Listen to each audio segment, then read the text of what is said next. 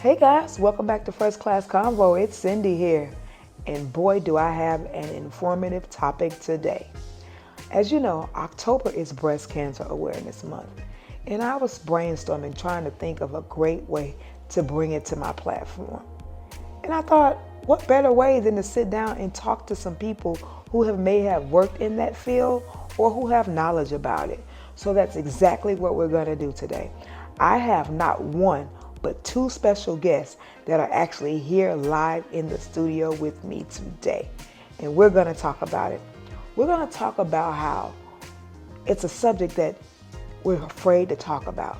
We're afraid to get tested for. But we're going to try to break the myths concerning breast cancer and deal with that thing head on. So why don't you go get your family, go get your mom, your dad, your sister, your brothers, pull them in front of the camera and take a look at this. Welcome to the platform, my two special guests. Hey guys, welcome back to First Class Convo. I am so excited today because I have two awesome women here with me in the studio. And yes, I said studio because it feels like a studio. It's like a studio up in here. So we're going to call it a studio. So I have with me today Mrs. Michelle Butcher. She is a health tech. And I also have Mrs. Keisha Williams. She is a LVN. Now, we are not giving you guys medical advice today. We're just giving you some tips of what you should do.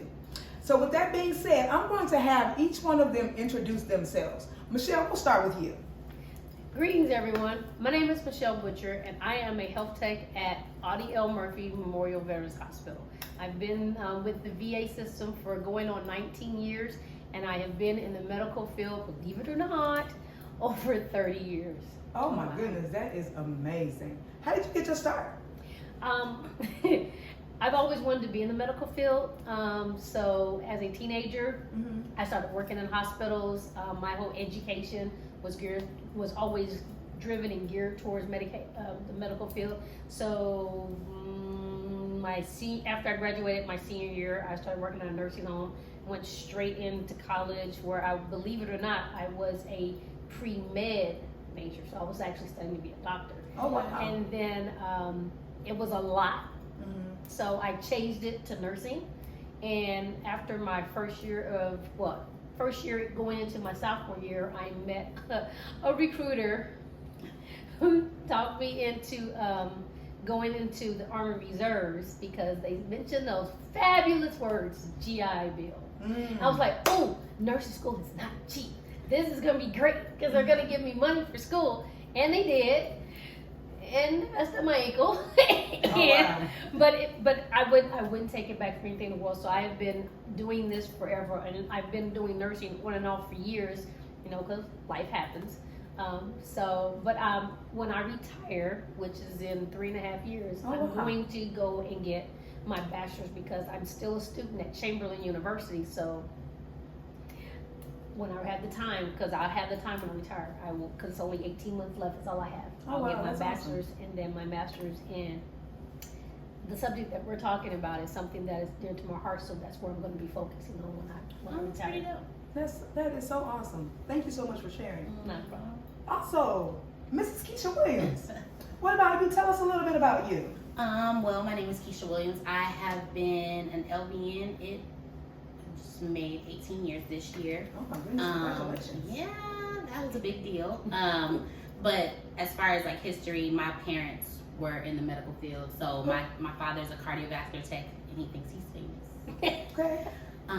And my mom used to work in the medical field as a medical assistant. So it's just kind of like what my parents did, and I knew there would be stability in that field. So that's what kind of spearheaded everything. But I'm not currently practicing. However, I do still hold my license. Awesome. Thank you so much for sharing, Mrs. Williams.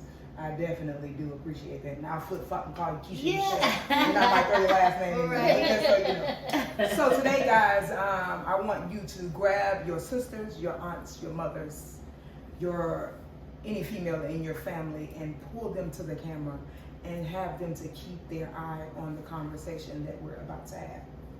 So as we all know, for several years now, October has been Breast Cancer Awareness Month, and me being someone who has walked hand in hand with somebody who has had breast cancer, I wanted to shed a little light on it and help somebody else. If any of my videos can touch just one person, then they've accomplished to do exactly what they set out to do. So with that being said, we're going to dive into this subject. We're going to dive into it. We're going to talk about it. I want Michelle just to give a little bit of background as it relates to, who in your family may have had it. Just briefly tell us a little bit about it.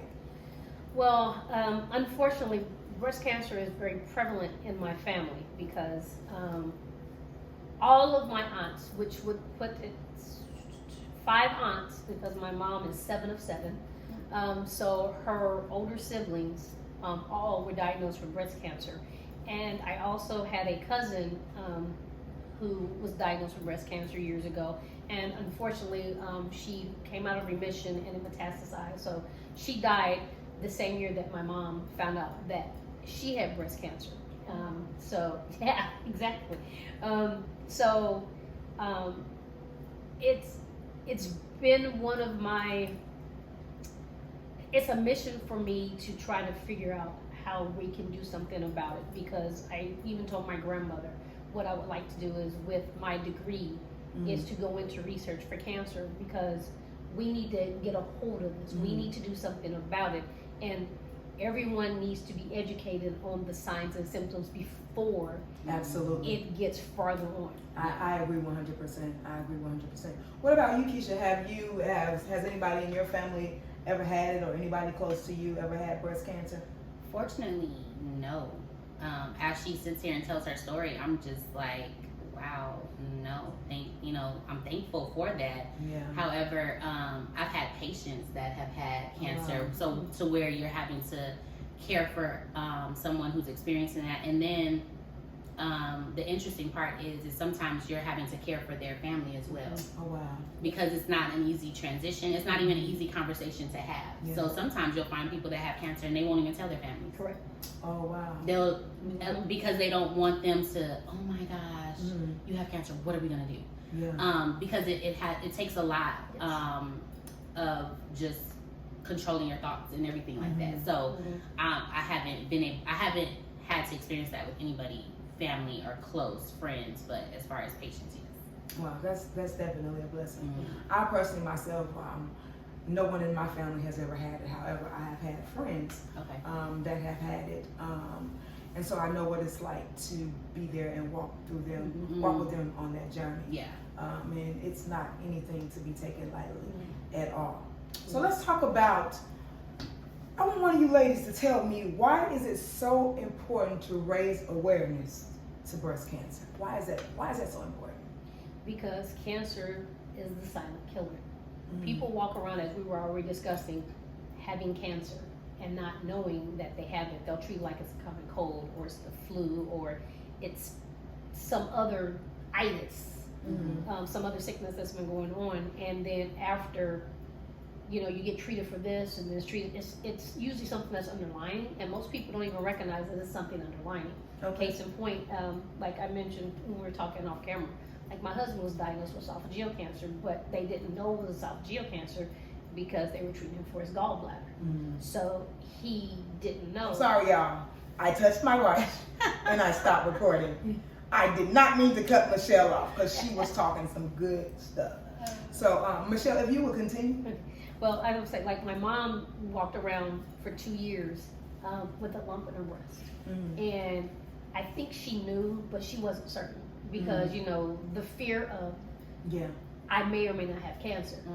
And that's something else that needs to be talked about, is people need to understand that when it comes to breast cancer, please make sure you're getting the checkups and you're doing the Yeah, we're going to dive into that in just 1 second. Actually, that's my next question, and I wanted to kind of toss it to Keisha. Okay. And then if Keisha could pick up from there, and then you can kind of piggyback. What I want to do is I actually want to do a demonstration. No, we're not going to pull out our breasts. No, we're not. You pervert. But what we probably will do is maybe grab an apple or something. Okay. And we would, I'll have them I think I have 2 apples. Mm-hmm. I have them kind of, tell us what we should and shouldn't do. But Keisha, can you tell us like how often a woman of a certain age, if you know the ages when we should start getting mammograms and things of that nature? Well, as far as mammograms, if it doesn't run in your family, the age is 40. Okay. And it's that age like over the hill and all this stuff is happening, but that is the age when it doesn't run in your family. So if it runs in your family, then you definitely need to start going a lot sooner. You may want to see what was the earliest age that someone was diagnosed, but they're like, when you look at numbers, it's around the age of 25. Okay. If it runs in your family. If not, then definitely at 40 years old. Okay. And since we're right there, I want to ask you one other question. How important is self-examinations? It's very important, and not only are self-examinations important, it's very important to know your body, period. So, because sometimes when you are doing a self-exam, depending on the time of the month that you do it, your breast can feel more lumpy or different. So timing is important, but definitely knowing your body. So that means looking at yourself in the mirror, touching all areas of your body, because you definitely want to know if something is different. But I think the interesting thing in that when you're doing a self-exam is it's not just the breast area, but it's also under your arm. Oh, good, good. I'm glad you pointed that out. Because it's because you have lymph nodes, you have ducts, all of that runs down. So you want to start from under your arm and work towards the breast, and then you also not only want to do it laying down, but also standing up. Okay. But looking at yourself in the mirror, looking at from the side, and really taking your time. Okay. Yeah, don't rush through it, right? Right. Okay. And then knowing that even when you feel on your breast, they're not going to be smooth. So you may feel lumps, but the lump is going to be solid. It's going to be it's going to feel hard. Okay. Definitely different. But if you're not familiar with your body at all, you won't know soft from hard.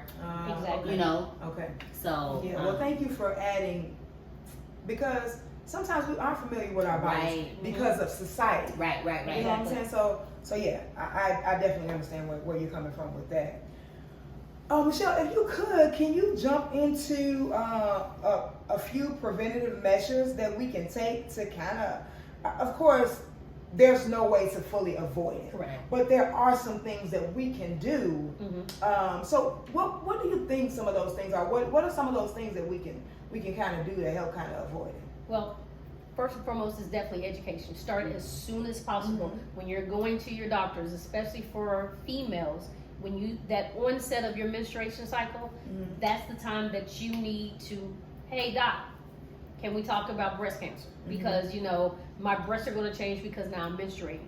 And a lot of mothers miss that because it wasn't taught that. It becomes generational, especially in the Black community. We know, lay down, have a baby. We don't know anything about it, and but it is what it is. Right. And it's not explained even the onset of menstruation all the way through menopause. It's not talked about. It's not taboo. It's extremely important to get through that subject. Okay. So at the onset of menstruation is when that talk needs to happen. Okay. Diet is extremely important. Yeah. You have to be careful what you're eating. Everybody wants to throw all this junk food and stuff in their body. No, you've got to stay hydrated, drink water. If you don't like water, eat fruit. There's all these fruits that have it. Think of anything that's a melon. It's water. Right. Then you can have flavored water.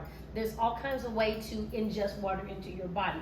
Exercise. It is extremely important to exercise, especially doing jumping jacks or any arm exercises when you raise them or anything, because you need to move the lymph nodes around that surround the breast area, because most people are just focused on the actual breast muscle itself, but everything like Keisha was talking about, you have the lymph nodes that are underneath your armpits. If you don't work those out, they kind of sit and then they can begin to hurt when they get hard. And if anyone's had children, they really understand, because when the milk is swelling up, your breasts begin to hurt because those glands are you're like, oh my God. And it's the same thing when you don't massage and work out your arms, because they begin to hurt, and you go, oh my God, I have cancer.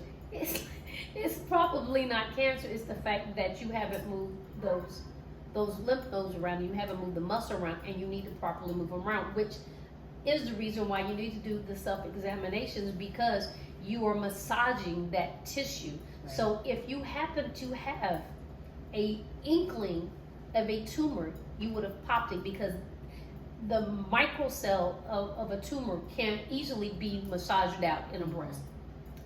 That's how they miss them, because when you're doing that, they grow. And I wanted to interject really quick my own personal experience, because being taught this already and being in the medical field, I already knew to do the exams. And I remember one day in the shower, I had my hand, okay, time to do it. So I was doing my exam and I was like, ow! And I felt it. And I was like, crap.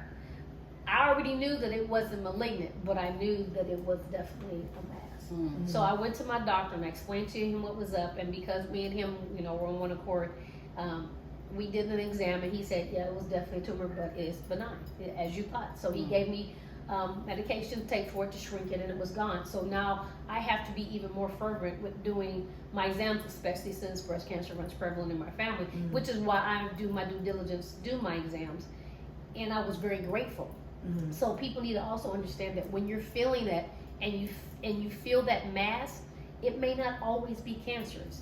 If it hurts, 9 times out of 10, it's not a guarantee, but 9 times out of 10, it's probably going to be benign. But you still want to be checked out because it's important. And then you still keep up your daily routines. You want to make sure you're exercising, you're getting your rest, you're eating properly. These are things you need to make sure you're staying away from drugs and smoking. If you drink, be a social drinker. Don't, because all of these things can add to the stress of your body not being able to properly metabolize and move things around. Sorry, y'all, my neighbor's dogs are barking. But just real quick, because you said something, and sometimes when we're in the medical field, we can use medical verbiage, right? And it needs to be broken down in layman's terms. So when you said you checked your breast and you said, I knew it wasn't malignant, what is malignant? Cancerous. Okay. And then also, how did you know that it wasn't that? Because of the pain. Okay. Because of my studies. Like I said, I was in nursing school and pre-med, and one of the things that we had discussed was about knowing the difference in the lumps. And anybody that's watching this that comes from good old Indiana, there's this thing called Black Expo.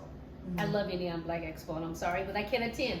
But they would have those exams there. They would have like the mammogram. They would have the mobile mammogram. Oh, nice. And they actually would have doctors and surgeons and all these things. And they literally had a model breast, the inside of it, the breast tissue. So you can literally pick it up and hold it and feel it. And we had a discussion. And it was one of the questions that I asked. Okay. Like if you guys want to ask the question, so I asked, how do I know? I know these are lymph nodes, so how do I know the difference? So I asked the question. Please ask the questions. If you are unsure, ask the questions. But but that was how I knew that the difference between it being cancerous and non-cancerous, because it was explained to me early on to know that if I feel that pain, 9 times out of 10, it's going to be non-cancerous, and it could have also just been a swollen lymph node. So that's why it's important to get those things checked out. I agree 100%. I think it's very important to be inquisitive. Correct. And sometimes we as a people, we just go with what we're told, and we don't ask any questions. But when it's concerning your body, it's very important that you ask questions. And I wanted to interject really quick, because this is in regards to a cousin of mine. She was having problems with her back, and she would talk about her back. So please be careful that if you believe that you have breast cancer that runs in your family, you start having back pain, please get it checked out, because 9 times out of 10, your back is telling you that you need to have that checked. And so it was her upper back or her lower back? I don't remember what she said, but Just back yeah, pain, I remember period. she was telling me it was her back pain. So she was, one of those. I know I have back pain. I was like, calm down. Right. But she wasn't sure because of breast cancer running on the other side of my family as well. But if you're feeling that back pain and you were diagnosed with cancer, it's one of the signs. That doesn't mean it's definite, but it's one of the signs that it is beginning to spread or metastasize. Okay. Wow. Well, you guys have given some really good information, and to be honest, this is going to be one of those videos we're not going to be able to do 20 minutes, right? Because this right here is detrimental to our lives at this point. And I want to stop and say this: breast cancer is not just women. Yes, exactly. Because men actually have breast cancer too. Yes, ladies. So if you could allude to that a little bit, tell us a little bit about what your experience has been, or what you know about men and breast cancer, if you would. personally, what I've seen is it seems to be a lot more silent than it is with women. Okay. Because a lot of times men think out of sight, out of mind. You know, or I don't have breasts, I can't get it. Right, but you do. You just don't. You know, they don't look like ours, but you do. Exactly. And if you notice, a lot more males nowadays have breasts. Yeah, I agree. Like the shape and everything. So it's one of those things where it's like you definitely can't overlook it. But it's the same thing that we kind of spoke on earlier. Even for males, you definitely need to know your body as well. Absolutely. Doing the self exams as well. It's not feminine. It's health. correct. And if you're not advocating for yourself, then you know you can't really expect others to advocate for you. Absolutely. So you definitely need to check yourself, just like you would, like a woman would. Exactly. And if you feel something, don't think it's nothing. You know, go and ask questions, be inquisitive, and what I'm finding too is a lot of times, because even for her to mention the back pain, I think sometimes when it comes to Black people, period, the way we experience pain sometimes is different. Sometimes the way we describe pain is different. Sometimes we don't realize that pain may be moving to another area and it's really started in maybe in the front. Wow, that's a good point. And two, sometimes because when you go to the doctor, if they're not familiar with how things can be different with us, how they will look different, our skin would look different. So like redness on a lighter skinned person may not look like redness on you. Exactly. It may look darker, right? You know, we have a darker areola. So the parents for that, we can't always use what we see online as the guide. Exactly. So that's why that's why it's definitely that much more important to know your body, know the differences, know when the colors are changing on your body. Correct. Yeah. Knowing the difference of the skin texture. Like, you know, 1 month is smooth and then 1 month is feeling rough. That's not normal. Thank you. Thank you. So, Exactly. you know, it's more to it, and we have to be more intentional about taking care of ourselves. And then when we're going into the doctor's office, we are more informed about our body to where now let's work together. You use your medical experience and advice, and I'm going to tell you how to use that on my body. Correct. That is so good, Keisha. I'm so glad that you said that, because I know this may sound crazy, but all doctors don't know about us. Right. Correct. It's not crazy. And I'm just going to leave it at that. And we're going to move on. Yeah. And so, Michelle, you kind of alluded to this earlier. How do genetics affect screenings? It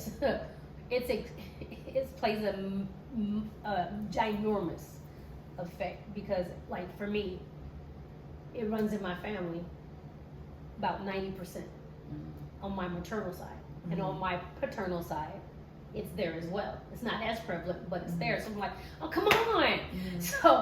So it's important to do the screening, and if it is in your family, yes, you need to start early. There's blood tests that can be done. There's all kinds of exams. You need to start the mammograms early. So, and that's for men and women. Because not only is it just breast cancer that's in my family, but I've got lung cancer, I've got cervical cancer, it's cancer. I'm like, look, cancer, me and you are not friends. Right. I need you to let go of my family. Yeah. So, so it's important that you are paying attention and knowing the screenings, ask the questions, talk to the doctors, because especially with men are the worst faces next to medical professionals.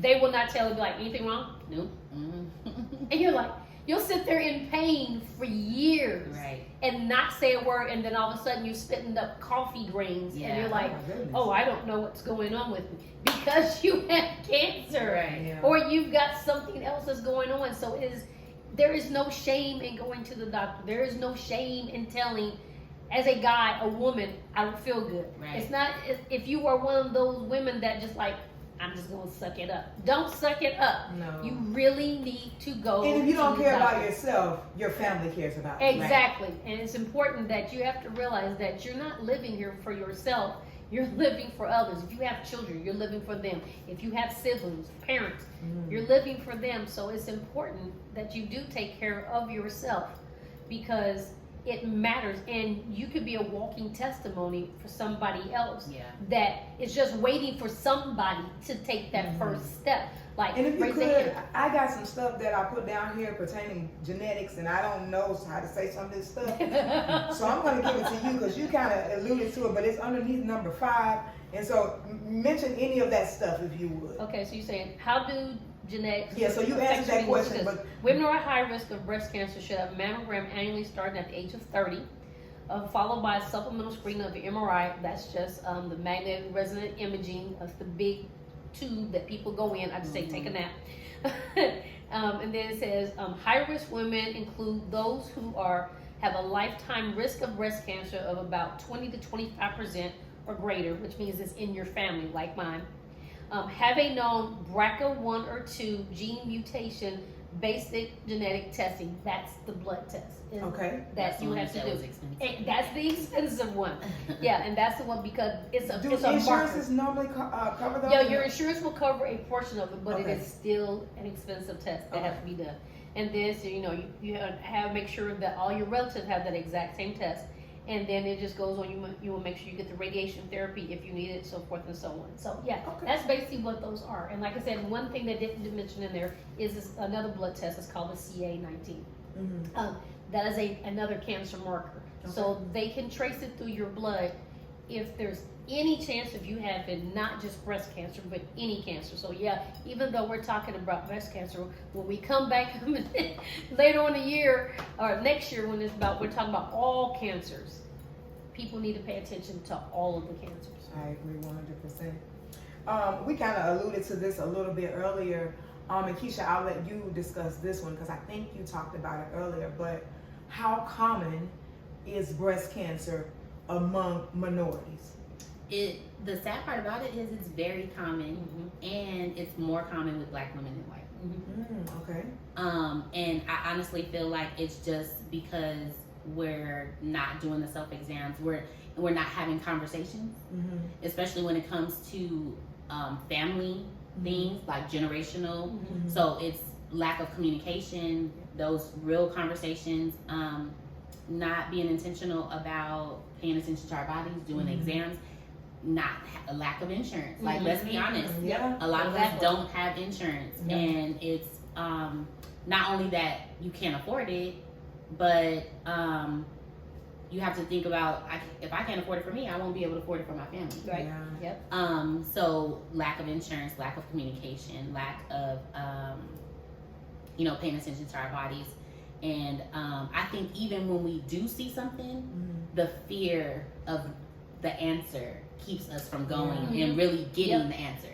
Yep. So I think a lot of it plays into it, but definitely I think it's just those are, I feel personally, those are our main reasons, because we are advocates for ourselves in so many other areas, but when it comes to that area, our health, because of lack of money, lack of knowledge, not even knowing, like, hey, I do see a discoloration. I just thought that was an indentation. right, Exactly. exactly, right. I just thought that was normal. I thought that's how I was, and so I think maybe just even sometimes not knowing. And I want to talk about this, and then we're going to stop, and we're going to come back because we're going to do some self exams on apples. But I want to ask this question: why is it that we, as a people, are so afraid to either find out or tell somebody else that we have breast cancer, or we have a lump, or we have any type of illness? Why are we as a people like that? I would think the reason, a lot of times, people are silly. And sometimes when you tell them something, they'll think, well, what did you do? Wow. How'd you get that? God cursed you. Right. Yeah, people have to walk around with the shame. Yes, so it's shame. And then sometimes you don't want to tell people because it's like they automatically go into this mode of pity. Oh my gosh, I feel so sorry for you. Oh my gosh, you're gonna die. What are we gonna do? And the person that's experiencing that, they have to remain positive. Yeah, because they're trying to fight. Right. And so I think sometimes even, you know, just because of who I am, not knowing that a lot of the things that we need to do, even medically, it's strongly connected with spiritual. Correct. As far as your thoughts, how you have to cast down your imagination, cast down those negative thoughts. Who do you have around you? You need people who are going to pour into you, be positive. So I think the fear of one maybe looked at like, what did you do? What happened? Or just the idea of someone looking at you differently, treating you differently. Yeah. And then making you face the idea of, what if I don't make it? Yep. I agree. So I'd rather not have these conversations because I want to act as though I don't know, because I want to live my life like I was before. Exactly. So sometimes people change because out of their own fear. Correct. Yeah. Out of their fear of losing you, you know, they're projecting their fear on you, not even realizing the fear that you haven't expressed. Exactly. So it makes it that much more difficult. So it's like, I'd rather not talk about it. I'm not gonna say nothing. And I would have to go on to say too, a lot of times, that's the reason why a person who does get cancer, sometimes they cut themselves off from everybody else. They go into hiding, if you will, because they don't want to have to deal with you feeling sorry for them and things of that nature. Michelle, you want to add something to that? Why would you think that sometimes people they become fearful, or they you know, run into hiding, or what are your thoughts when it comes to that? I agree with what Keisha said, and I believe it's generational. It's, you know, it's cultural. That, you know, with the lack of education, the lack of understanding of how it is important to take care of your health, it's not talked. No one talks about it. The environment. You have to remember, you know, our parents grew up like the civil rights. So where was the health care? Where was the education? Were they allowed to have education? Then you have to talk about their parents, who some of them didn't even finish school. And they're probably children of slaves or former slaves. Wow. So you're talking about they were not given the opportunity to even learn about society, let alone about health. So, you know, they're struggling, and you're doing all these things to just survive and raise your family. And the last thing you want to talk about is your children's health. They're bleeding. Why are you bleeding? Did you cut your, I mean, you know, so misinformation, miseducation becomes generational. So when you pass that on and you treat it like, oh, it's nothing, just suck it up and move on. You know, people walk around with pain on a consistent basis and have no idea what the pain is. So unless we learn that we need to be vulnerable and not being so selfish, we need to, being selfless, we need to be selfish about it. We need to understand it's important to take care of ourselves, because who else do you know that's just like you? They could be walking around. It could be your mom. It could be your aunt. It could be your sister. It could be your daughter. It could be a cousin that's walking around, co-worker, pastor, could be walking around and not know that they're sick. And what you're doing is causing generational curses to just keep flowing over and flowing over. And one thing that I understand about generational curses is that it's not just the earth bloodline, but it's also the spiritual bloodline. That those generational curses get repetitive. That's a whole nother subject. I know we're not going there, but it just gets passed on. But and it just keeps going. And if we don't put a stop to it, that's right, it's going to continually happen. There has to be a change in the mindset of how we take care of ourselves, and we really need to have more of these conversations, so that it is done. It needs to start back in the school when they teach it in health. They need to not be embarrassed. Teach kids, look, this might be touchy, but let's talk about it. They talk about everything else. Exactly. But I also wanted to add too that I wonder sometimes if people know that they can't afford to have the time to even be sick. Exactly. Yep. I like that. And I agree with that. That is something. Work. Don't have time to get off. Time off. You don't have anybody to help you with your family, with your kids. If I take the time off, they're only going to approve me for a certain amount of time. How are my bills going to get paid? Exactly. So you know what? I can't afford to be sick. Wow. So now I'm going to act, I know, but I'm going to act like I don't know. And then you end up dying, and then you leave this family behind. And and you still stuck, but you end up having the same fear come to fruition. What you were trying to avoid in the first place. Absolutely. Well, ladies, thank you so much for that discussion. I really do appreciate it, but we're going to pause for station identification. We're going to pause, and we'll be right back. Okay, so Cindy has left us, and she has given us her apples that we have to be gentle with. So we're gonna make that happen.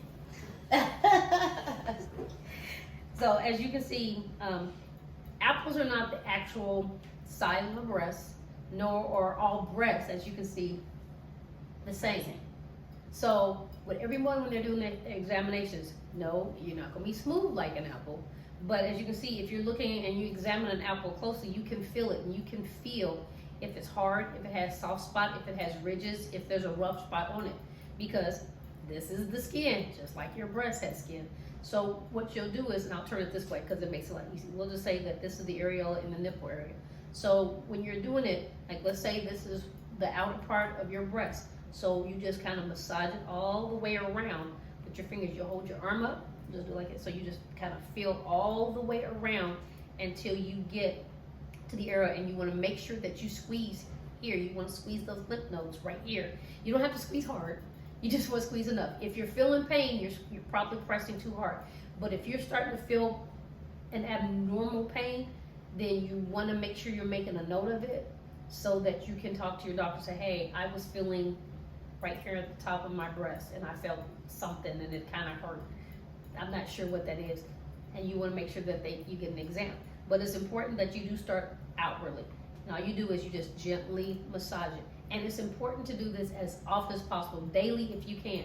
But do it as often as you can because you want to be able to take note of the changes. Like what Keisha was saying, when you menstruate, your breast changes. When you're pregnant, it changes. Because believe it or not, you can get cancer when you're pregnant too and not know it.